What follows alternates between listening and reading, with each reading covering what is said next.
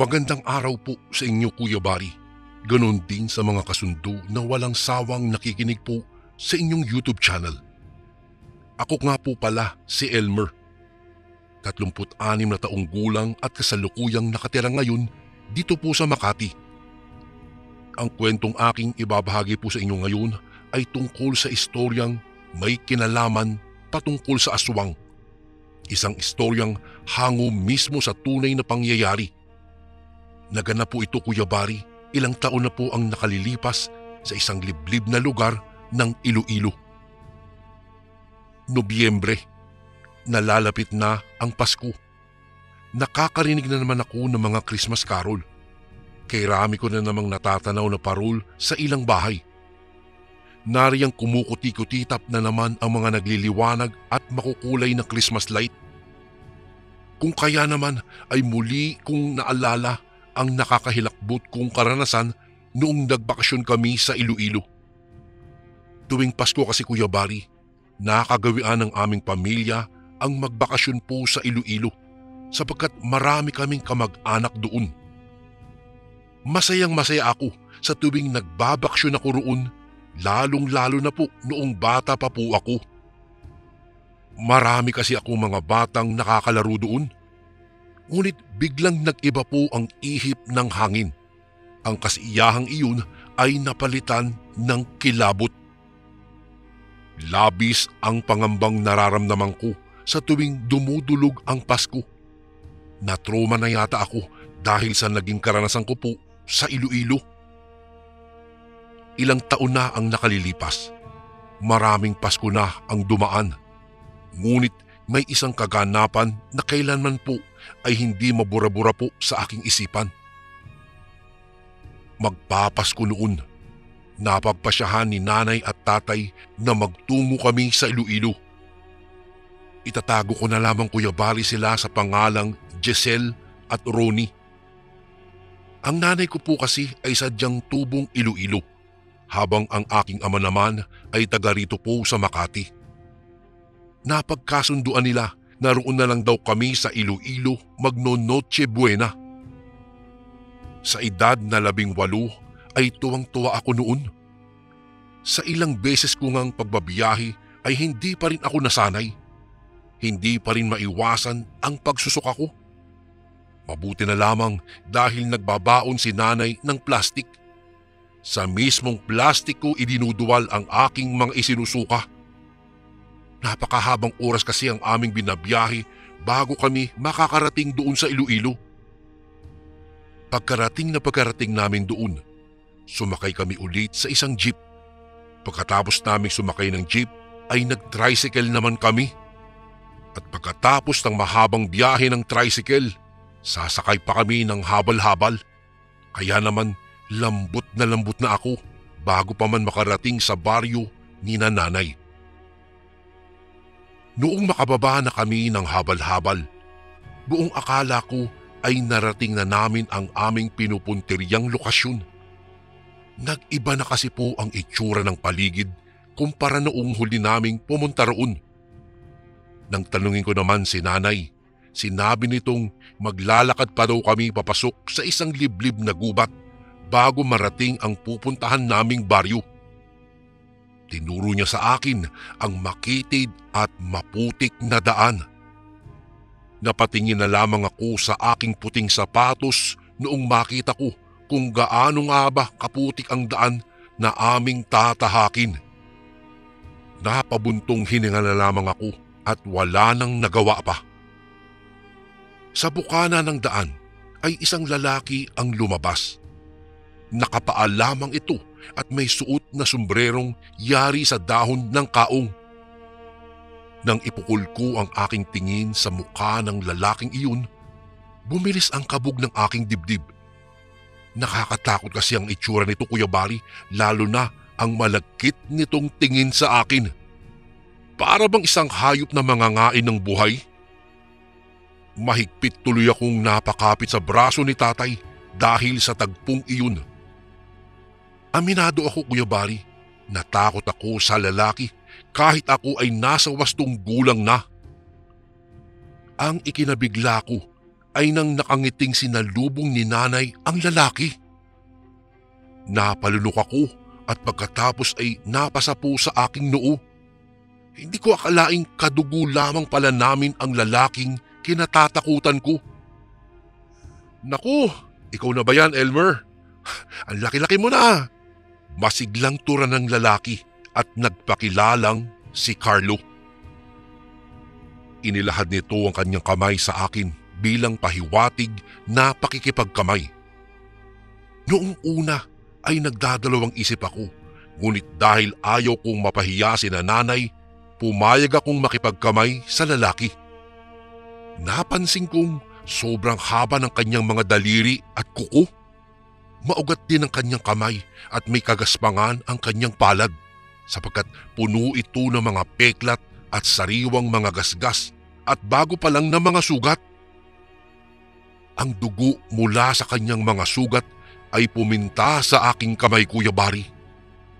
Gustuhin ko manghilahin kaagad ang aking palad pero sobrang higpit ng kapit niya sa aking kamay. Para bang ayaw niya akong bitiwan. Dahan-dahang nilakbay ng aking mga mata ang kahabaan ng kanyang braso patungo sa kanyang payat na balikat, paitaas sa kanyang nakaririmarim na leeg na nagpapawis pa, paakyat sa kanyang nanggagaliiting bibig at bungi-bungi pero mahahabang ngipin. Harapan ko ring napagmasdan ang umuurong niyang ilong na tila bang nag-uusok. Magkasalubong ang kanyang kilay habang ang kanyang mga mata ay nanlilisik na nakatingin sa akin. Nakakunot ang kanyang noo kaya masasabi kong kakaiba ang ekspresyon ng kanyang mukha. Hindi ko tanto kung adik ba siya o sadyang nasa dugo na namin ang pagiging pangit. Maya-maya lamang, ang weirdo niyang ekspresyon ay napalitan ng isang mapagkubling ngiti. Sa kanyang ngiti ay mababakas na mayroon siyang hindi kanais-nais na balak.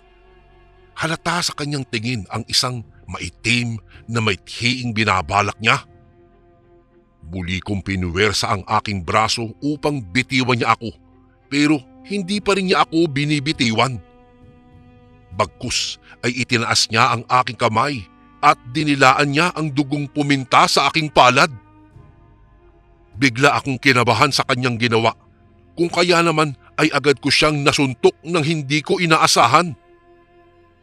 Ganun na lamang ang biglang pagsaway sa akin ni nanay at tatay.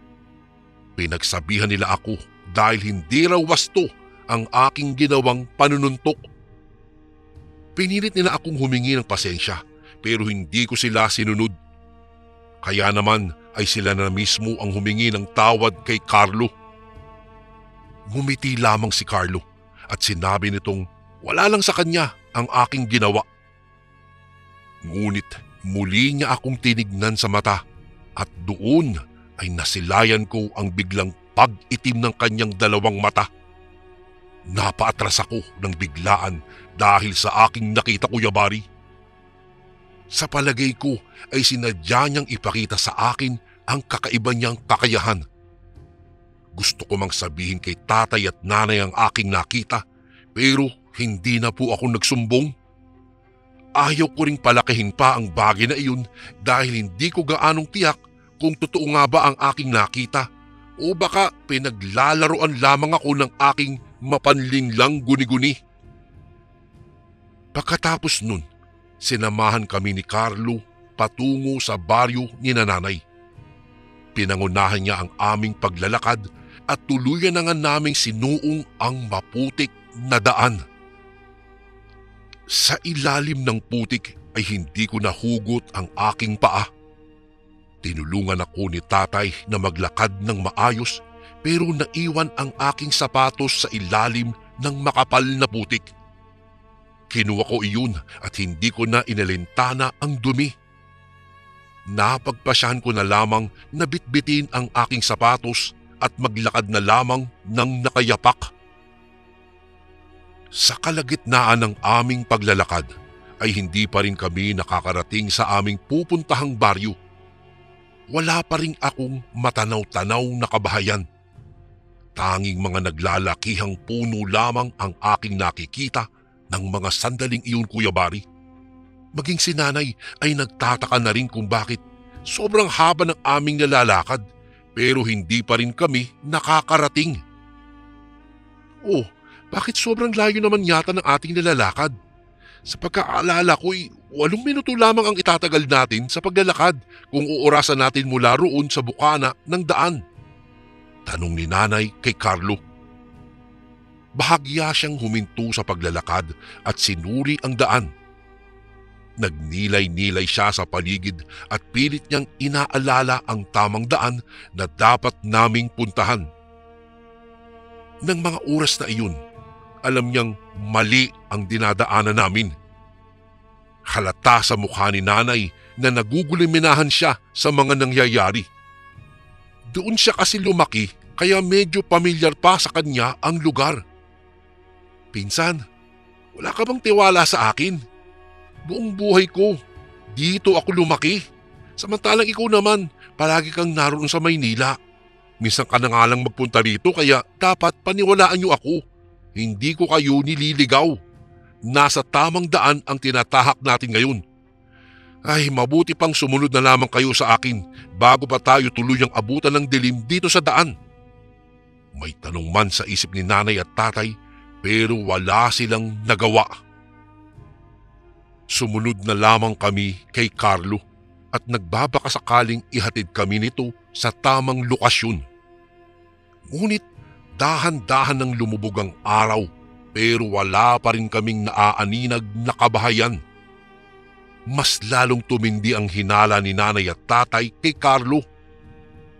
Nagkatitigan na lamang sila at nagsenyasan habang si Carlo naman ay patuloy lamang sa kanyang paglalakad. Oh, bakit pa kayo huminto sa paglalakad? Malapit na tayo Bilisan nyo na dahil malapit na pong gumabi. Sige kayo kapag tayo ay inaswang dito sa daan. Kayo rin ang kawawa. Sambit ni Carlo. Bunsod sa kanyang winika, napilitan na lamang din si Nanay at Tatay na sumunod sa kanya.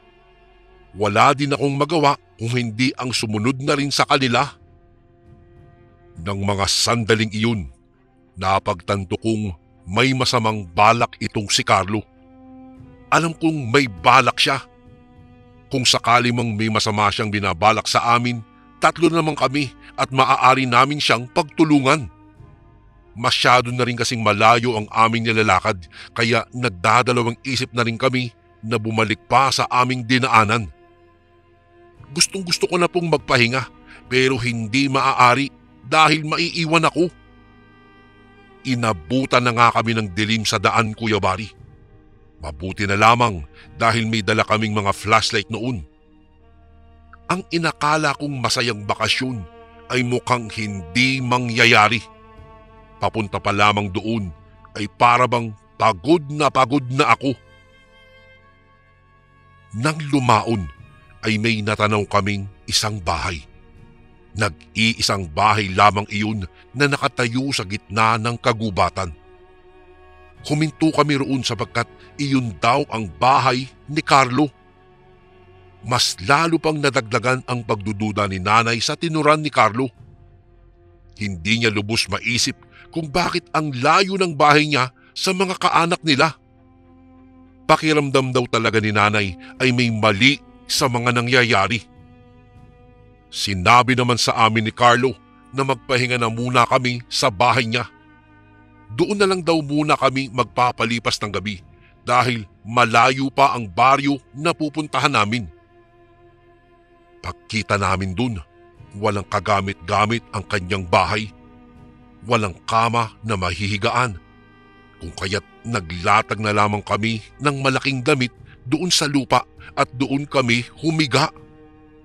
Nakaramdam na rin kami ng gutom pero wala man lang pagkain sa bahay niya. Ilang sandali lamang, nagpaalam sa amin si Carlo na may pupuntahan lang daw siya sa labas. Maghahanap lang daw siya ng pagkain. Tumango na lamang sina Nanay at Tatay at iniabot kay Carlo ang isa pang flashlight. Ngunit Matapang na tumanggi si Carlo. Hindi niya kinuha ang flashlight at naglakad siya sa gitna ng dilim nang walang kahit na anong sulo. Hindi pa man siya tuluyang nakakalayo ay muli siyang bumalik dahil may nakalimutan siyang sabihin. Gulat na gulat ako nang bigla siyang lumitaw sa nakabukas na pintuan. Huwag ninyong ikandado ang pintuan dahil baka matagalan ako sa pagbalik. Kung makatulog man kayo sa paghihintay, hindi ko na kailangang kumatok para pagbuksan ninyo ako. Turan ni Carlo. Kaduda-duda man at delikado ang bili nito. Sumang-ayon na lang din kami sa tindi ng pagod siguro namin, Kuya Bari. Pagkatapos nun, muli niyang ipinagpatuloy ang kanyang pag-alis. Sinarado ko na lamang ang pinto pero kinandado ko pa rin, Kuya Bari. Hindi ko sinunod ang bili ni Carlo dahil delikado at hindi ligtas ang gusto niyang mangyari. Naiwan na nga kaming tatlo sa loob ng bahay. Hindi rin naman kami kaagad makatulog dahil hindi kami komportable sa lugar na iyon. Doon ay napag-usapan namin ang patungkol kay Carlo. Naikwento sa amin ni Nanay na ang laki na ng pinagkaiba ni Carlo sa dati nitong nakilalang Carlo. Sumagi rin sa aming isipan na umalis na sa bahay na iyon hanggat hindi pa nakakabalik si Carlo. Maya-maya lamang ay biglang kumalam ang aking sikmura. Nakaramdam ako ng gutom kung kaya naman nagtungo ako sa kusina ng bahay. Tumambad sa akin doon ang kairuming mga kaserol at mga kaldero. Nang buksan ko ang isang kahina-hinalang kaldero ay napasigaw ako at napasuka. Bigla kasing umalingasaw ang mabahong laman ng kaldero. Tumambad sa aking harapan ang inuuod na sabaw na nasa loob ng kaldero. Lumapit sa aking kinaroroonan si Nanay at Tatay dahil sa ginawa kong pagsigaw. Tinignan nila ang laman ng kaldero at doon nga'y naduwal din sila pareho. Nang buksan pa ni Tatay ang isang kaserolat, tumambad sa mata namin ang iba't ibang bahagi ng katawan ng tao. Sa sobrang kaba ay nataranta kaming tatlo. Hindi namin alam kung ano ang una naming gagawin. Agad naming niligpit ang aming mga gamit at akma na sana kaming aalis nang biglang may kumatok sa pintuan. Halos humiwalay na ang aking kaluluwa sa aking katawan sa lakas ng kabog ng dibdib ko. Hindi kami mapakali. Hindi namin batid kung saang direksyon namin ihahakbang ang aming mga paa. Akma na sanang sisigaw si Nanay. Mabuti na lamang at kaagad na natakpan ng palad ni Tatay ang bibig ni Nanay. Kung natuloy lamang ang sigaw niya, baka nalaman ng taong nasa labas na naroroon kami sa loob. Sunod-sunod na katok ang natanggap namin pero pinili pa rin namin na huwag buksan iyon. Ang mahihinang katok ay humantong sa isang malakas na kalabog. Sa bawat kalabog ng pintuan, takot ang namumutawi sa aming mag-anak. Pinsan! Pinsan! Ako ito, si Carlo! Buksan ninyo ang pintuan! Pinsan! Tulog na ba kayo? Kung gising pa kayo, buksan ninyo ang pintuan. Naiiritang sambit at singhal ni Carlo. Sinundan niya iyon ng malakas na tadyak sa pintuan. Halos masira pa ang padlak na kahoy sa lakas na ginawa niyang pagsipa sa pinto. Minainam pa rin naming huwag tumugon. Bagkus ay lumapit si Tatay sa pintuan at inayos niya ang pagkakapadlak ng pinto. Habang kami naman ni Nanay ay dahan-dahan ang nagtungo sa kusina upang doon dumaan. May isa pa kasing pintuan sa kusina. Maingat kaming naglakad at sa hindi inaasahang pagkakataon, nasagi ni Nanay ang lamesa. Dahil doon, nahulog ang isang kaserola sa sahig. Nanlaki ang aming mga mata dahil may ulo sa loob ng kaserolang iyon. Kumalansing ang kaserola at ang pugot na ulo ay gumulong sa paanan ni nanay. Sumigaw siya ng malakas at tumulo na ang luha niya dahil sa tindi ng kanyang kilabot. Mabuti na lamang at agad niyang hininto ang kanyang pagsisigaw. Ipinagpatuloy ko ang aking pagbukas sa pinto at nang tuluyan ko na itong buksan, laking gulat ko dahil tumambad sa aking harapan ang galit na mukha ni Carlo. Agad kong isinarado pabalik ang pintuan, ngunit pinwersa ito ni Carlo. Nagawa niyang isangkal ang kanyang braso sa pintuan kung kaya hindi ko masara-sara ang pintuan. Tinulungan ako ni nanay na itulak ang pinto at mabilis namang tumakbo sa aming direksyon si tatay. Pinaghahampas niya ang kamay ni Carlo na nakalusot sa pintuan. Ngunit ayaw pa ring magpabigil nitong si Carlo. Naghanap si tatay ng itak sa loob ng bahay na iyon, ngunit wala siyang makita. Mabuti na lamang at may karit na nakasuksok sa pader. Kinuha iyon ni tatay kahit mapurol. Pagkatapos ay pilit niyang hiniwa ang kamay ni Carlo pero mapurol ang karit. Kaya naman ay kaunting sugat lamang ang natabo niya. Inalis ni Carlo ang kanyang kamay kaya tuluyan naming naisara ang pintuan. Tiniyak kong nakakandado ng maayos ang pinto bago ko ito binitawan. Pagkatapos ay nagsama-sama kaming tatlo ni nanay at tatay sa gitna ng bahay. Nagyakap-yakap kaming tatlo nang marinig namin ang malakas na angil ng kakaibang nilalang na tila nagpaikot-ikot sa kabuuan ng bahay. Pilit nitong ginigiba ang pintuan kaya naman ay iniharang namin ang mabibigat na bagay doon. Iniharang namin sa pintuan ang mga mesa at ilan pang mabibigat na bagay nang sa ganoon hindi basta-bastang mabuksan ang pinto. Nang sumilip ako sa isang maliit na butas, may naaninag akong imahe ng kakaibang itim na nilalang. Hinala ko ay si Carlo iyon at nag-anyong aswang na. Palaisipan tuloy kay nanay kung papaano humantong na naging aswang ang pinsan at kababata niya. Patuloy na nagpapaikot-ikot ang nilalang sa buong bahay. Wari bang naghihintay lamang ito ng tamang tiyempo o butas na madadaanan? Maya-maya lamang ay may narinig kaming kumalabog sa bubungan. Alam na alam naming lumundag doon ang aswang. Masyado kaming naging komportable kanina. Ang buong akala namin ay hindi magagawang pasukin ng aswang ang bahay. Akala kasi namin ay sobrang tibay ng bubong ng bahay na iyon, subalit may butas pala ito.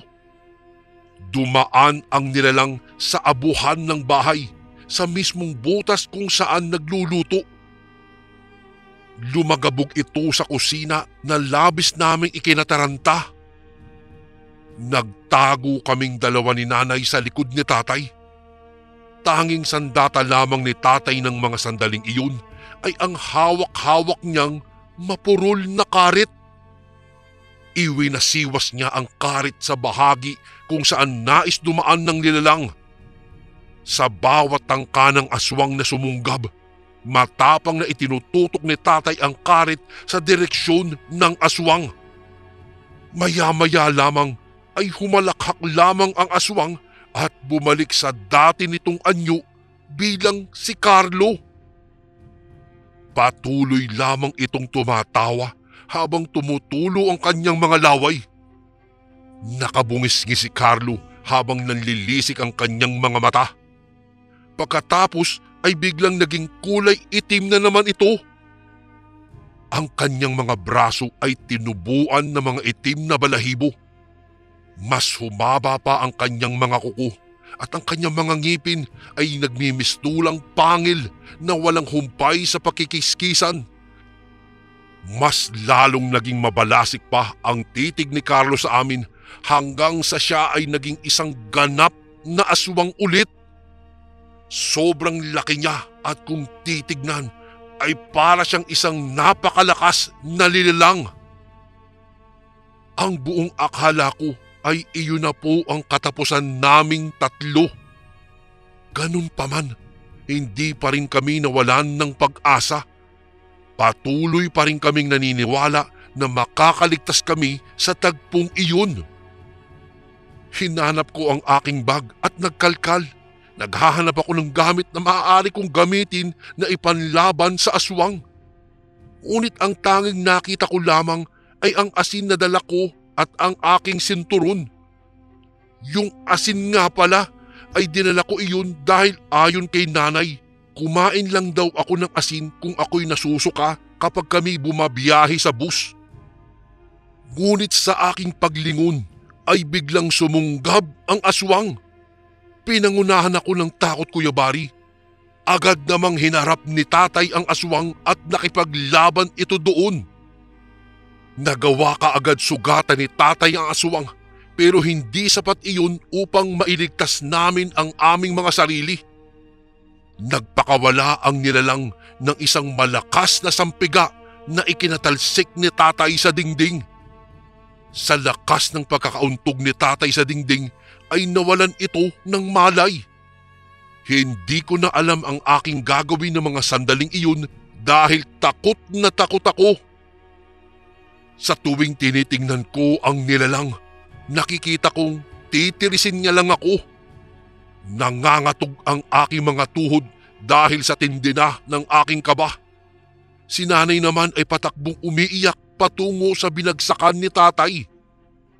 Nang mapansin kong aatakihin sila ng aswang, naibato ko ang sinturon at isinaboy ko ang asin sa aswang. Gulat na gulat ako dahil umangil ito ng malakas at dahan-dahang lumingon patungo sa aking direksyon. Mas lalong bumilis pa ang kabog ng aking dibdib dahil sa pangyayaring iyon. Sa pagkakasaboy ko sa asin, ay nasa akin na ang atensyon ng nilalang. Nang walang ano-ano'y, biglang lumundag ito patungo sa aking direksyon. Agad ko namang isinaboy ang natitirang asin sa kanyang mukha. Nang tuluyang lumapat sa balat ng aswang ang asin, nagsisigaw ito.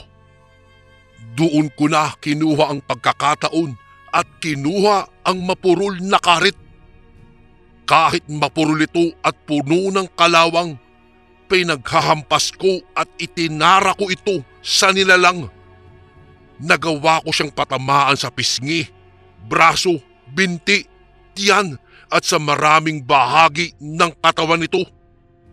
Noong mga oras na iyon ay galit na galit ako kay Carlo dahil pinagsamantala niya kami at gusto niya aming biktimahin. Bahagya akong nakahinga ng maluwag nang mapansin kong nanghihina na ito dahil sa aking ginawa. Sa katagalan, biglang bumalik ang ulirat ni tatay. Magkasama sila ni nanay at niyaya nila akong tumakas na palayo sa lugar na iyon. Hindi na namin inintindi pa ang aming mga gamit. Tumakbo kami ng tumakbo. Iniwan na namin lahat ng aming bag at iba pang gamit dahil makakapagpabagal lamang iyon sa aming pagtakas. Ang tangi ko na lamang bitbit ay ang karit. Ngunit hindi kami kaagad nakalayo dahil sumasakit na ang paa ni tatay sa tuwing inihahakbang niya ang kanyang mga paa. Pilit namin siyang inakay ni nanay at kami naglakad takbo na. Bumalik kami sa aming dinaanan kanina. Hanggang sa may isang grupo ng mga tao kaming nakita sa hindi kalayuan. Nagsisigaw kami at tinawag namin ang mga iyon at humingi kami ng saklolo sa kanila. Mabuti na lamang at napansin kami ng mga tao. Agad kaming nilapitan at nang sila ay makadais, doon namin napansin na sina lolo pala iyon. Kanina pa pala kami inaantay at hinahanap. Nag-alala na sila kung bakit hindi pa kami daw nakakarating sa bahay gayong malalim na ang gabi. Mabuti na lang daw at hindi sila tumigil sa paghahanap sa amin at napunta sila sa direksyon kung saan kami natagpuan. Agad namang niyakap ni nanay ang kanyang ama. At dahil nga roon, ligtas kaming nakapunta sa lugar na dapat namin talagang puntahan. Napag-alaman namin, Kuya Bari, na si Carlo pala ay isang aswang na nayanggaw. Paggala-gala lamang daw ito at naghahanap ito ng taong mabibiktima. Kuwento pa sa amin ni Lolo na hawa lamang daw itong si Carlo nang minsang nakipiesta siya sa isang baryo na pinuntahan nila ng kanyang mga kabarkada. Ngunit hanggang ngayon daw ay hindi pa rin nila matukoy kung saang baryo nga ba siya nahawa. Kinaumagahan, nang balikan nila ang bahay ni Carlo, wala na ito doon. Dahil sa nakakatromang karanasang ko, Kuya Bari, sa Iloilo, hindi na muli akong nagtangkang magbakasyon doon. Nakakalungkot lang isipin dahil magpapasko noon. Magpas hanggang ngayon, hindi pa rin talaga ako makapaniwala, maging si tatay at si nanay, na si Carlo ay nagkaganoon dahil lamang nayanggaw siya. Hindi ako makapaniwala na sa tanang buhay ko ay mayroon pala kaming kadugong aswang doon sa isang baryo sa Iloilo. Kuya Bari, hanggang dito na lang po ang aking kwento at sana po'y maibahagi niyo po ito sa inyong mga tagapakinig sa mga darating na araw. Lubos na gumagalang, Elmer. At ito naman po ang ating pangalawang kwento para sa araw na ito.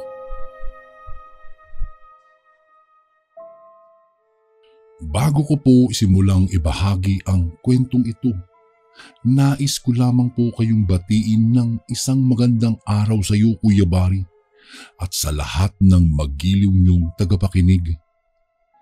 Itago niyo na lang po ako sa pangalang Danilo, kasalukuyang naninirahan sa lugar dito sa Cavite. Nangyari ang karanasang ibabahagi ko dekada 90 nang minsang magbakasyon kami ng aking mga magulang at nakababata kong kapatid na tawagin na lang natin sa pangalang Margaret, at ang aking tatay naman na si Roldan, at ang nanay ko ay tawagin na lang natin sa pangalang Virgie. Hindi ko na lang po babanggitin pa ang eksaktong lugar kung saan naganap ang mga pangyayaring ito bilang respeto na lang din po sa mga naninirahan sa bayan ng Cebu. Bago kami umalis ng bahay ay nakatanggap ang aking tatay ng isang tawag mula kay Lola at nagpaalala na maglagay ng asin at bawang sa bulsa bago umalis, lalong-lalo na ang mga bata. Hindi naman iyon sinunod ng aking mga magulang at iniisip lang na baka nagiging makakalimutin lang ang aking lola. Dahil na rin sa matanda na ito at naaalala pa niya ang mga panahong nang gagamot pa ito. Kaunting paliwanag lang po mga kasundo. Itong lola kong ito na tawagin na lang natin sa pangalang Lola Loreta ay isang kilalang manggagamot sa baryo nila. Noong kabataan nito at dahil na rin sa katandaan nito ay pinatigil na ito ng aking lolo Berding sa panggagamot. Nang makarating kami sa lugar nila lolo at lola, agad kaming sinalubong ng mga ito at kitang-kita sa mga mata nila ang kasiyahan at agad na nagpaalala sa aming mga kapatid ng, "Ay mga apo ko, huwag kayong lalayo ah. Kung maglalaro kayo, dito lang kayo sa malapit ah. At para madali lang kitang makita o makita ko kayo at baka maligaw kasi kayo." "Ay opo lola," sagot dito ng aking kapatid. Matapos silang magkumustahan, ay agara naman kaming pinapasok nila sa loob ng bahay para na rin makakain at makapagpahinga. Noong matapos kaming kumain ay nagtanong ako kay Lola kung saan pwedeng matulog. Napagod kasi kami ng aking mga kapatid sa biyahe. Kaya naman, agad na naghanap itong kapatid ko ng matutulugan. Nung itinuro ni Lola ang pupwestuhang kwarto namin, ay kaagad na kaming nagpahinga. Kinabukasan naman ay ginising kami ng aking ina upang mag-almusal. Nang mga sandaling iyon ay maaga pa nang gisingin kami ng aking ina. Kaya naman agad akong napaupo sa sulok ng bahay.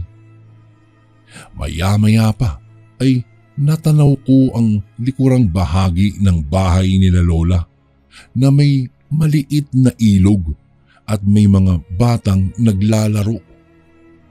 Kaya naman agad akong nagtanong sa aking ina kung pwede ba kaming maligo doon.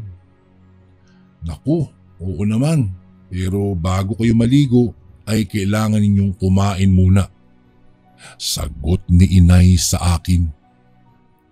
Kaya naman, noong matapos kaming kumain ay agad kong inaya ang aking nakababatang kapatid na maligo na sa ilog. Noong makaligo na kami at magkakalahating oras nang nakababad sa tubig, nang bigla na lang may lumapit sa amin ng aking kapatid at nagtanong ito ng, "Bago lang kayo dito, no? Saan kayo nakatira?" Kaagad ko namang itinuro ang bahay ng aking lola. At dahil sa bago pa lang kami sa lugar nila Lola, kaya naman maraming kabataan ang lumalapit sa amin na ikinatuwa naman iyon ng aking kapatid. Noong aahon na sana kami, Kuya Bari, ay may isang batang lalaki ang lumapit sa amin at nagpakilalang sa pangalang Bitoy. Nagwika ito kung maliligo ba umano kami mamayang 4:00. Hindi pa namin alam kasi baka maghalit na si nanay. Sagot ko sa bata. Maya-maya pa ay bigla na lang kaming nakarinig ng tawag ng mga pangalan namin na nanggagaling sa bahay ni Lola. Kaya naman agad kong inaya ang aking kapatid na umuwi na. Pagkarating naman namin sa bahay ay nalaman kong ang aking ina pala ang tumatawag sa amin at sinabi nitong kumain na raw kami. Matapos naming kumain ay nagpaalam itong kapatid ko kung pwede ba kaming bumalik sa ilog at maligo ulit. Noong marinig naman iyon ng aking Lola Loreta, naghabilin ito na hanggat maaari ay huwag kaming abutin ng 3:00 ng hapon sa ilog. Sige po, Lola, opo. Sagot pa ng aking kapatid, kaya naman agad kaming tumakbo papuntang ilog upang maligo at makipaglaro dahil sa marami pa namang naliligong mga kabataan. Ilang sandali pa ay naisipan ng aking kapatid na pumunta sa itaas ng ilog at sundan ang umaagos na tubig. Kuya, tara, punta tayo doon. Tingnan mo, ang linis ng tubig doon. Wika ng aking kapatid. Kaya naman sumama naman ako sa kanya at agara na kaming umakyat patungo sa itaas.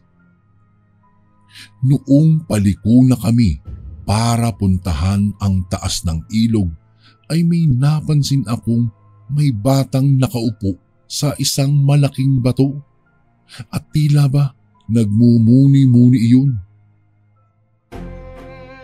Bago ko po ipagpatuloy ang kwentong ito ay may request sana ako sa iyo kasundo. Isang pindot lang ito kasundo sa subscribe button namin.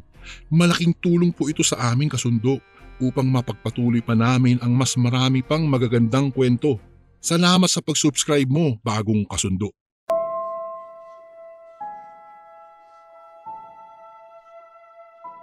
Kaya naman, itong kapatid kong madaldal ay agad na nilapitan itong bata at nagtanong kung bakit siya nag-iisa doon.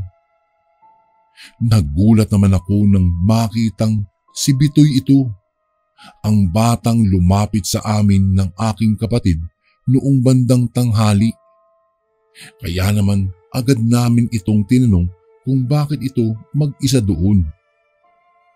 Agad naman siyang nagwika ng, kasi dyan lang kasi ang bahay namin. Diyan sa likod ng mga kawayanan. Magagalit kasi ang nanay ko kapag pumunta ako sa babang banda ng ilog. Nagtanong pa ito kung gusto naming sumama sa kanya sa bahay nila. Nagluto daw kasi ang nanay niya ng pagkain. Kaya naman nang marinig ito ng aking kapatid ay walang pagdadalawang isip na sinagot agad ang tanong ng bata ng, "Ay sige, saktong-sakto, nagugutom na nga ako eh." Hindi na ako nakakontra pa sa sinabi ng kapatid ko at sumama na lang din sa kanila. Dahil sa nagugutom na rin ako ng mga oras na iyon. Noong magsimula na kaming maglakad at makalagpas na sa sinabi nitong kawayanan ay nanlaki ang aking mga mata nang makitang may baryo palang nakatago doon. Medyo naiilang ako habang naglalakad kami sa baryong iyon dahil sa nakatingin ang halos ng karamihan ng mga naroroon. Hindi ko na lang pinansin pa at nagpatuloy na lang kami sa paglalakad. At noong makarating na kami sa harap ng bahay nila, ay nakaamoy kami ng mabangong amoy ng pagkain. Kaya naman natakam pa kami at lalong nagutom. Noong makita ng kapatid ko ang isa sa mga paborito nitong ulam na dinuguan na umuusok pa sa init, ay agad itong sumandok ng kanin at dinuguan at tuloy sa pagkain.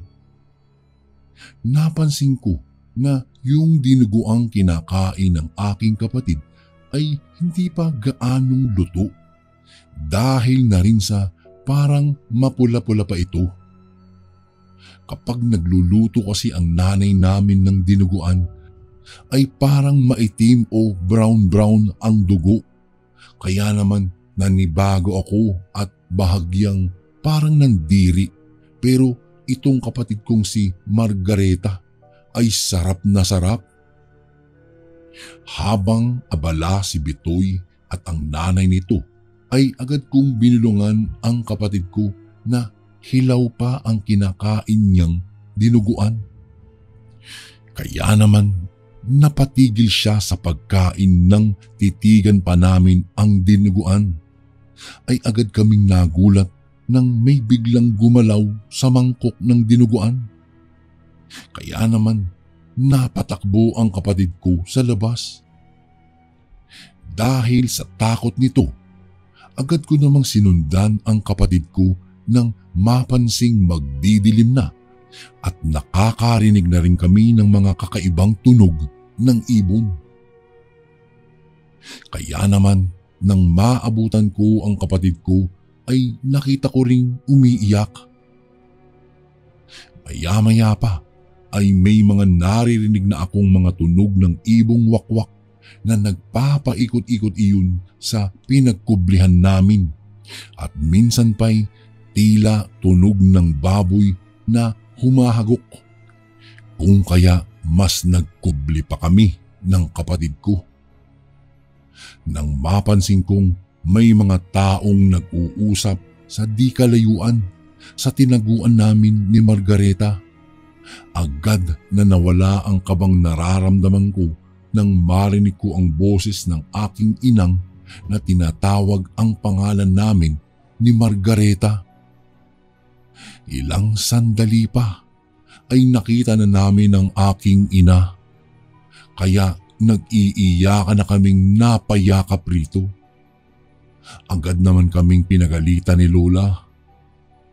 Nako, bakit kayo nagpunta sa baryong iyon? Alam niyo bang walang nagtatangkang pumunta sa lugar na iyon dahil sa maling daan iyon papunta sa baryo ng mga aswang? Galit na paninermo ni Lola habang naglalakad kami pauwi. Pagkarating namin sa bahay ni Lola ay agad ito nang hingi kay nanay ng isang baso ng maligamgam na tubig. At nakita kong inusalan iyon ng orasyon at agad na ipinainom ito sa kapatid kong kanina pa nananakit ang tiyan. Makalipas ang ilang sandali at nung makainom na ang kapatid ko ng tubig na iyon, unti-unti nang naging maaliwalas ang pagmumukha ng kapatid kong ito at anya pa ay nawala na daw ang pananakit ng kanyang tiyan. Simula ng araw na iyon, Kuya Bari, hanggang sa makauwi na kami sa bahay ni Lola, ay hindi na kami muli pang nagpunta sa ilog. Lalong-lalo na sa maling daan na nadaanan namin ng aking kapatid. Hanggang dito na lang po ang aking karanasan na ibabahagi sa inyo, Kuya Bari. Maraming salamat po. Lubos na gumagalang, Danilo. At ito naman po ang ating pangatlong kwento. Bago ko po simulang ibahagi ang karanasang ito, nais ko lang po kayong batiin ng isang magandang araw. Lalo na po sa ating butihing narrator na si Kuya Bari. Itago niyo na lang po ako sa pangalang Jobeth. Kasalukuyang naninirahan sa isang baryo sa Kabisayaan. Hindi ko na po ibabahagi sa kwento ang aking tinitirhang baryo bilang respeto na rin sa mga naninirahan sa lugar namin.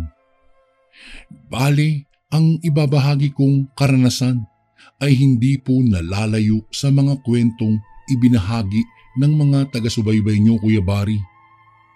At ang karanasan kong ito ay nangyari dekada 80. Nang mga panahong iyon ay kasalukuyang bulakbol at pasaway akong anak. Kaya naman, kapag nawawala ako sa aming tahanan, ay hindi ako hinahanap pa ng aking mga magulang. At minsan pa nga'y pinapalayas pa ako dahil hindi raw ako nauutusan sa aming bahay. Isang araw, inaya ako ng aking kaibigang tawagin na lang natin sa pangalang Lito. Itong kaibigan kong ito ay nakatira malapit lang sa bahay namin.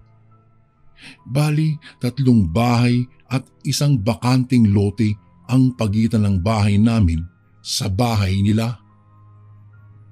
Kaya kahit anong oras ay pwede itong gumala sa bahay namin.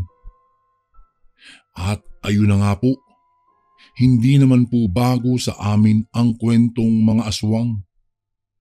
Ngunit dahil sa hindi pa naman kami nakakakita ng mga nilalang na iyon, ay hirap sa amin ang maniwala talaga. Dahil sa kung minsan ay madaling araw na kami kung umuwi galing sa iba't ibang baryo. Kaya't naisip namin na panakot lang iyon sa amin ng aming mga magulang noong mga bata pa lang kami. Bata pa lang kasi kami ng kaibigan kong si Lito ay likas na sa amin ang pagiging gala at hapon na kung umuwi. Kaya naman Sanay na kami sa mga magulang namin na kung magtatatalak ay daig pa ang mga manok na nangingitlog. Isang hapon, noong makita ko si Lito na patakbong papalapit sa gawi ko, kung saan ako nakaupo at nagkakape. Nababakas ko na sa mukha niyang tuwang-tuwa. Hindi pa man siya nakakalapit ay agad kong sinigawan at tinanong kung bakit ito tumatakbo. Hindi naman siya sumagot. Sa halip ay lumapit muna siya sa akin bago magsalita ng, "Hindi mo ba nababalita ang may handaan sa baryong iyon?" Sabay turo sa bundok na natatanaw namin sa di kalayuan sa baryo namin. Bali po Kuya Bari, ang baryong iyon ay nakapwesto sa likuran ng bundok sa bandang harapan ng baryo namin. Kung iisipin nyo, kung wala ang bundok na iyon, ay halos katabi na namin ang kabilang baryo. Sa madaling salita, bundok lang ang pagitan sa baryong iyon mula sa baryo namin. Ano ka ba, Lito? Hindi mo ba alam na yung baryong sinasabi mong may handaan ay iniiwasan ng mga kababaryo natin? Dahil sa mga bali-balitang kuta raw ng mga aswang ang baryong iyan. Bulalas na wika ko kay Lito. "Asus, ikaw talaga. Naniniwala ka pa pala sa mga aswang-aswang na yan. Huwag kang mag-alala, sagot kita. Ako na ang bahala sa'yo." Alam mo, balita ko kasi sa mga nagpunta doon noong nakaraang handaan. Marami raw ang mga nagagandahang dalaga doon. Pambobola niya habang nakangiti sa akin. Dahil sa kuryosidad ko ay agad naman akong pumayag. At noong hapong ring iyon ay nagpaalam na ako sa aking ina na pupunta kami sa kabilang baryo. Ngunit dahil sa alam kong hindi naman ako papayagan ng aking ina kapag nalaman nito ang baryong pupuntahan namin ni Lito, kung kaya nang magtanong ito kung saang baryo kami pupunta ay agad kong tinuro ang baryong malapit lang sa bayan. Makalipas ang ilang sandali ay naglakad na kami ni Lito papunta sa baryong may handaan. Bago pa kami tuluyang makarating sa baryo, natatanaw na namin ang mga usok na nanggagaling sa mga kabahayang nagluluto ng mga kanilang handa. Kaya naman, naisip naming malaki siguro ang handaang magaganap sa baryo. Madilim na nang makarating kami doon. Kaya naman hindi na kami nagtaka nang madatnan namin ang napakaraming tao. Ang iba pa nga doon ay nanggaling pa sa iba't ibang lugar o baryo. Kaagad ko namang inilibot ang aking paningin sa buong paligid nang may napansin akong mga naggagandahang dalaga sa gilid ng daanan.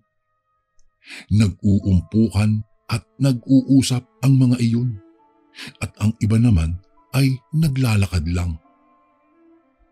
Noong papalapit na kami sa mga kababaihan sa gilid ng daanan, bigla ko na lang napansin ang isang magandang dalaga sa harap ng bakurang madadaanan namin.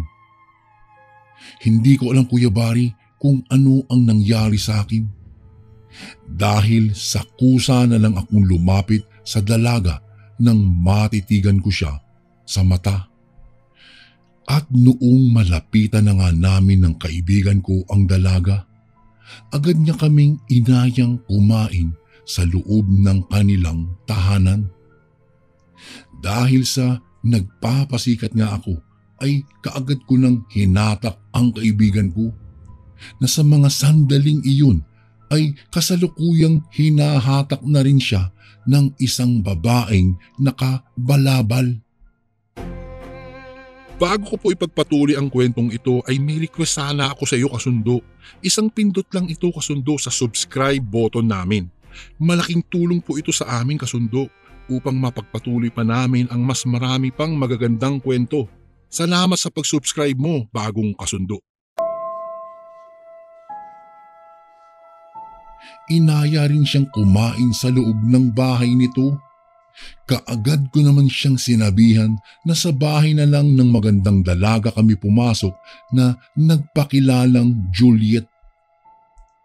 Nagulat naman ako nang sabihin niyang hiwalay na lang kami ng papasukang bahay at magkita na lang daw kami mamaya sa labas kapag natapos na kaming kumain.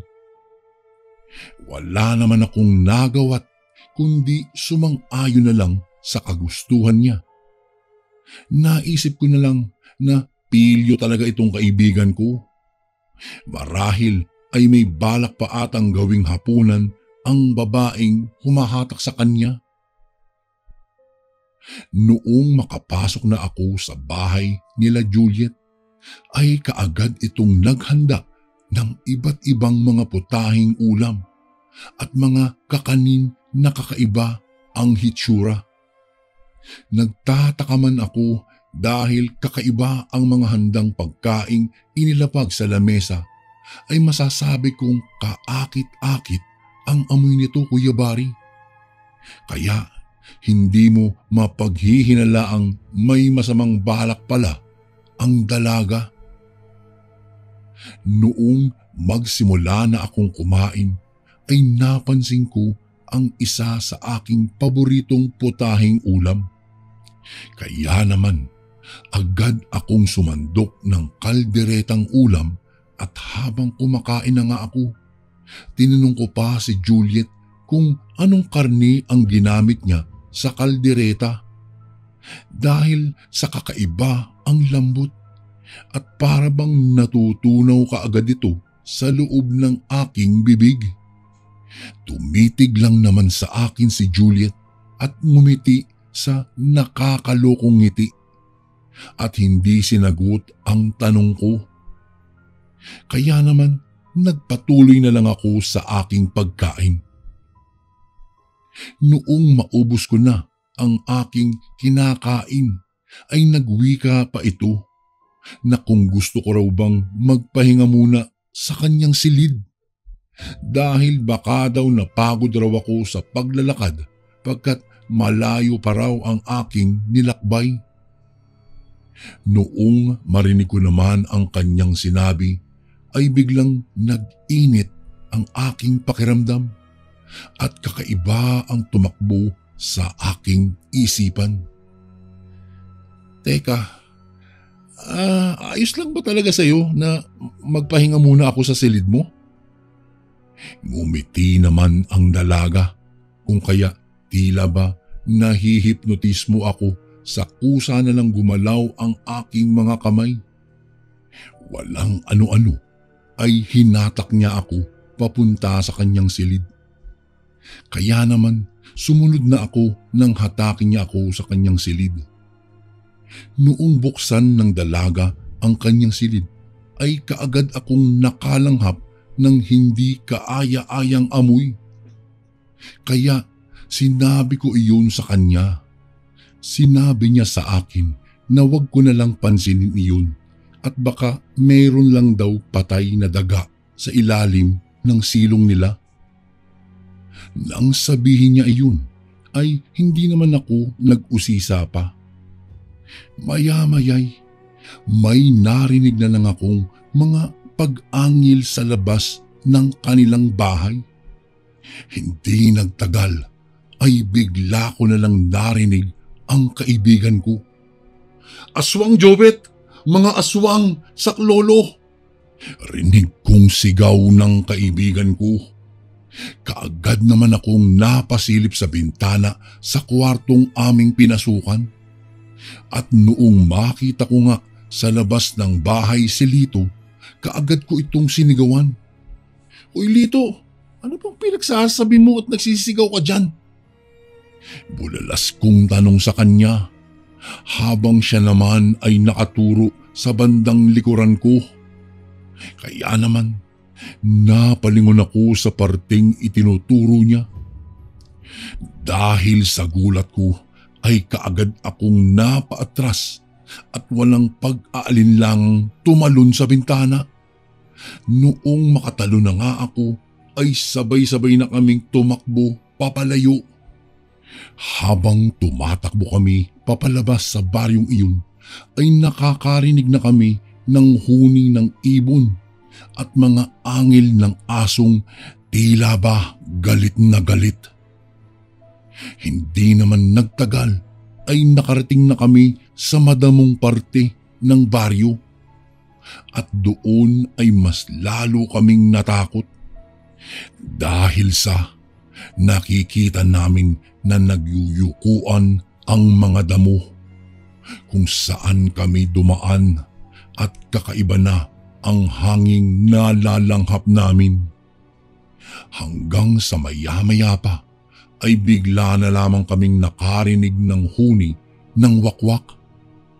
Kaya naman, ng mga sandaling iyon, Kuya Bari, ay iisa na lamang ang naisip kong paraan.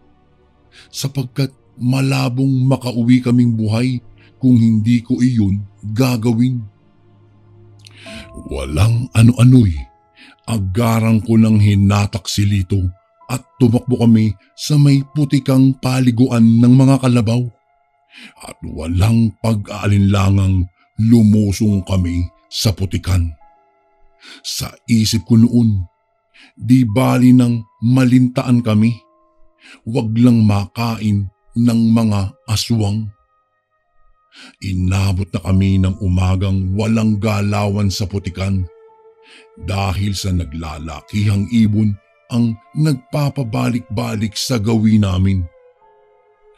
Kinaumagahan, pagka-uwi namin ay nalaman ng aking ina kung saan kami pumunta at nalaman niya ring kumain kami sa handaan. Kaagad nila kaming dinala sa pinakamalapit na manggagamot sa baryo namin. Ayon sa manggagamot, ay mabuti na raw at hindi kami nayanggaw ng mga aswang. At di naman naglaon ay nailabas rin namin ng kaibigan ko ang lahat ng nakain namin. Diring-diri kami sa mga nailabas naming pagkaing nakain namin, pagkat hindi namin mawari ang itsura ng mga nakain namin. Naging aral sa aming magkaibigan ang karanasang iyon. Magmula nga po noon, Kuya Bari, ay hindi na po ako gumagala pa kung saan-saan dahil nadala na po ako sa nangyari sa amin ng kaibigan ko nang magpunta kami sa handaan ng mga aswang. Hanggang dito na lang po ang aking kwento, Kuya Bari. Maraming salamat po. Gumagalang, Jobert. And again, maraming salamat po mga kasundo. Don't forget to subscribe and i-click nyo lang po yung bell na button para updated po kayo sa mga upcoming videos namin na paparating. Maraming salamat po ulit. God bless and ingat po lagi dyan. Ito po si Kuya Bari at ako ang sundo.